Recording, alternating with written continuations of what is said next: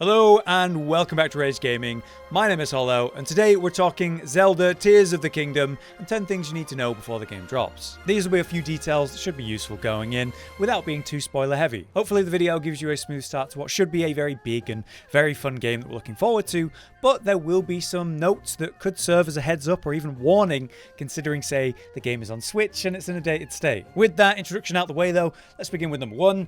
You can preload the game right now. This could lead to a smoother launch on the night itself or the day that you choose to play, and as a heads up, it's roughly 16 gigabytes to download and install right now. It's probably a good idea because a lot of people will be doing that on the launch day, so getting ahead of that in any way is going to be a very wise choice. That out of the way, number 2, let's talk story, because this is a sequel to the original, which is something that's a bit rarer in the Zelda series as a whole. As we know, in the original, Ganon took on a less physical state and was more of a natural disaster cloud of woe. This was his attempt to win, and that came extremely close to success as the events took over 100 years to finish. Now, after the end of the original game, a bit of time has passed, and we're going to be returning to the same Hyrule with actually a lot of the same characters. However, naturally, things aren't going to go too well shortly after the introduction of the game. Through the trailers, we know that Link and Zelda are going to travel below the world, below Hyrule, and discover the body of what appears to be Ganon. In the process, Zelda and Link are of course separated, and Ganon is seemingly restored to his physical form, meaning he now has actual voice acting and it is a character in the story. With that, the land appears to shatter and the castle of Hyrule starts to float up into the sky. This gives us the idea of how Hyrule is shattered and why much of Tears of the Kingdom will take place high up in the air on those floating islands. At the core of it though, Link and his attempt to save Hyrule will take place using the Master Sword, which is now very damaged, as well as Link having new powers coming from his strange new arm. Moving forward, we have the world and how that's changed, and yet is still built up on the same Hyrule we played before. It's the original map we explored, but different. Another strange thing for the Zelda series to take an original map and slightly twist it, and I wondered if that would be really different enough to feel fresh and new and not repetitive. Of course, they've stated that it's going to be very different from the original, and we know from trailers and footage that we've seen so far that yes, Sky Islands are going to be a lot to explore, but also there's going to be a lot on the ground as well. The question is, how will all of that change? This is something that's a bit more speculated because it's not been clearly shown yet, but it seems like there will be a lot of craters and caverns on the ground level, based on, of course, all the floating islands in the sky. Well, they've got to come from somewhere, and if like Hyrule it floated out of the ground, that would leave behind a crater. So, like in the original cinematic trailer, we could see a lot of underground exploration in caves or tunnels. At the very least, that's a possibility. What is certain though is the Sky Islands. The massive amount of floating islands in the sky, with some being quite small and some absolutely massive. How will that differ from ground exploration? With the lack of shrines in this game so far from what we've seen, they seem to be using a new puzzle system where it's a bit more seamless with the world than what we've seen with the islands. We will see more puzzles and you'll have to solve them to progress or unlock things as you'd expect, and we've even seen familiar mechanics and puzzles like motion control puzzles. A lot of what seems to be up there though is the new technology that is even dispensed in these strange machines to help us traverse or solve the problems up in the sky. Allegedly, what you'll be given is random materials that you'll need to build to solve the puzzles. And that's interesting because it seems to be random. So if you do it the first time and then on another account a second time, you might have a completely different experience with what you're actually given to work with. That's a really exciting replayability option. And I like the idea of things being a bit more just naturally part of the world than say just going and doing 1000 shrines. Number 5 though that I'm concerned about is performance, because it's being brought up quite a lot, especially after the recent early hands-on press event that happened. There have been a lot of subtle or even major frame drops in that early version that people were playing and experiencing, and we can hope that because it was an early version, it's kind of a valid excuse that, hey, you know, this isn't the full version, so there are issues like that, but ultimately the game is trying to do a lot on an old system, which was, you know, the Switch, pretty weak to begin with.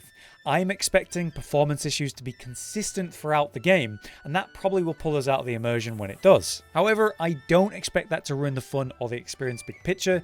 It's just, well, you're playing on the Switch, you kind of expect frame drops. Something to deal with, but ultimately, as a game limited on the Switch, we should really know that going in and shouldn't be surprised when it happens. Next, a big topic, the new abilities. We've seen from a hands-on session that some press were lucky to have that there is a new wheel of options, and it looks like we'll be able to unlock these as we progress the game, as you'd expect. I saw a total of 7 slots and then an 8th which appeared to be an amiibo button. One of those slots was empty though, so maybe there's something we haven't seen in the pre-release stuff yet. Let's start with Fuze though, a very popular and exciting one that allows you to combine your equipment to add new effects. That can increase its damage, increase its range, add new properties like going from slicing to blunt damage, and most important, restore its durability. There is a massive amount of potential in this concept beyond the basics and what they've shown so far. The implications are huge, so it's going to be fun to experiment with that and see what people can come up with. It'll be a lot more than just rocks and sticks slapped onto your weapon. For example, we've seen a player take a stick and a rock and turn that into an axe, a new weapon that allows you to basically be able to chop, giving you the option to cut down trees and use those resources and wood wherever relevant. And you'll be able to do that anywhere in the world where there's sticks and rocks, which is basically everywhere. 2 good examples shown in early gameplay showcases were the puff shroom on a shield.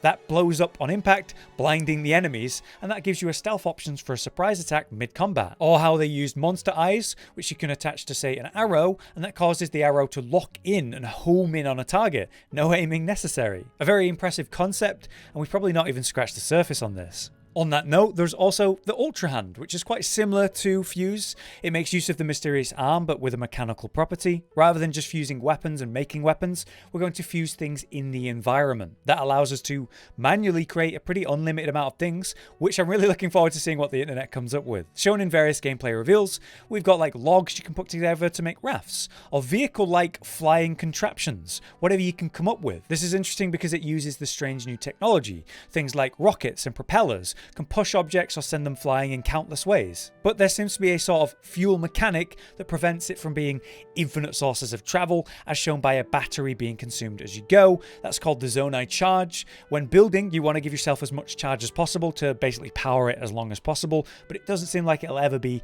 unlimited. From the press experiences we've heard talk about, it seems you attach these together using connected points, like putting Lego together rather than being able to glue it wherever you'd like, so not complete free form. However, the angle that you place things is going to be very important, and that seems pretty free will as well. The direction you want to be pushed or sent up into the sky, you need to carefully position things as you build with that in mind. Another way to get around and go up is Ascend, another ability that allows Link to leap up and cross through physical barriers, sort of swimming through the terrain. That appears usable whenever there's a surface above Link, letting you jump up and push through, coming out on the other side like, say, in the gameplay trailer we saw. Very useful way to traverse the lands really quick compared to, say, slow climbing up walls like we were doing in the original. You will need a suitable ceiling to jump up to and through, but it looks like you can pretty much do it anywhere. The limits aren't entirely clear. I've seen very short ascends, I've seen really deep through a lot of terrain ascends as well. You can even use it mid-combat for evasive movement to avoid incoming enemies, get to high ground, or maybe get something useful up high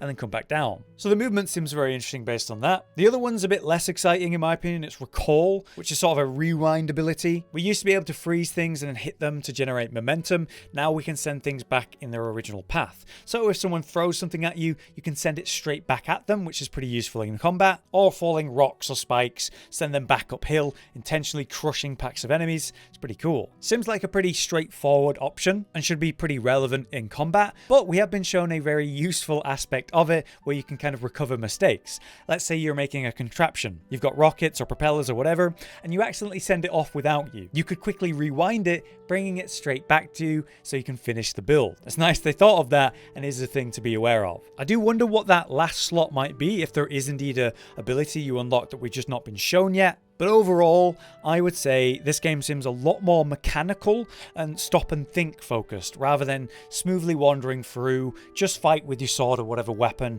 and continue. This seems to be challenging the player a lot more to really think, and I think that's going to be really fun and satisfying, almost like a survival style game where you must really use the environment and the tools around you to fight rather than just one-on-one fighting. That might not be what a lot of people are looking for though, because it's definitely seeming a bit different. There's a lot of benefits to using Fuze and making weird weapons over fighting normally. In that press experience, a lot of people were talking about how they could fuse something together and their damage basically tripled. So it seems like engaging with these mechanics is going to be really important. But there you have it. Those are the 10, or probably more than 10 to be honest, things that I wanted you guys to know about with some basic information. I hope that wasn't too spoilery and covered the topics in a relatively straightforward way, and hopefully that is useful to you going into the game. If you have any tips and other stuff that might help people before the game launches, then you can drop it in the comments. For now though, I've been Hollow, you've been you, and we'll see you in Tears of the Kingdom.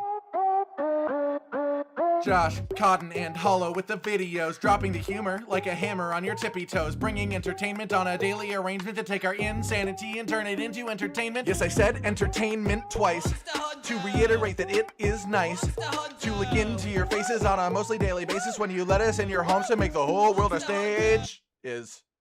Goodbye.